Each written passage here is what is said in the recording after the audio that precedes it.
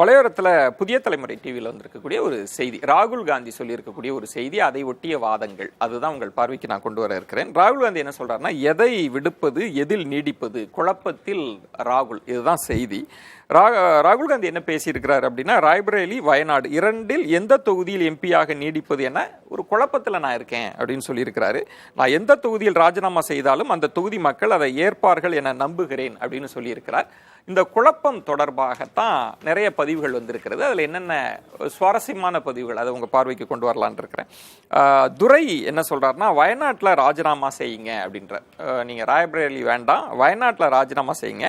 உங்களை எதிர்த்து போட்டியிட்ட கம்யூனிஸ்ட் பெண் வேட்பாளரை நீங்கள் ஆதரிக்கணும். அதுவே அந்த தொகுதி மக்களுக்கு நீங்கள் சொல்லும் செய்தியாக இருக்கும். அதுவே சரியான தலைமை பண்பு அப்படின்னு வேற சொல்கிறார். வயநாட்டில் ரிசைன் பண்ணுறது தான் தலைமை பண்பு அப்படின்னு அவர் சொல்கிறாரு. மன உறுதி வேண்டும், அந்த தலைப்பில் ஒருத்தர் கருத்து போட்டிருக்கிறார். அவர் என்ன சொல்றாருன்னா, ரெண்டையுமே ராஜினாமா செய்தால் அது அந்த தொகுதி மக்களுக்கு பேருதவியாக இருக்கும் அப்படின்னு. அது இவர் ரொம்ப அதிதீவிர ராகுல் எதிர்ப்பாளராக இருப்பார் போல இருக்கு. ரெண்டையுமே ராஜினாமா செஞ்சிருங்க அப்படின்றாரு.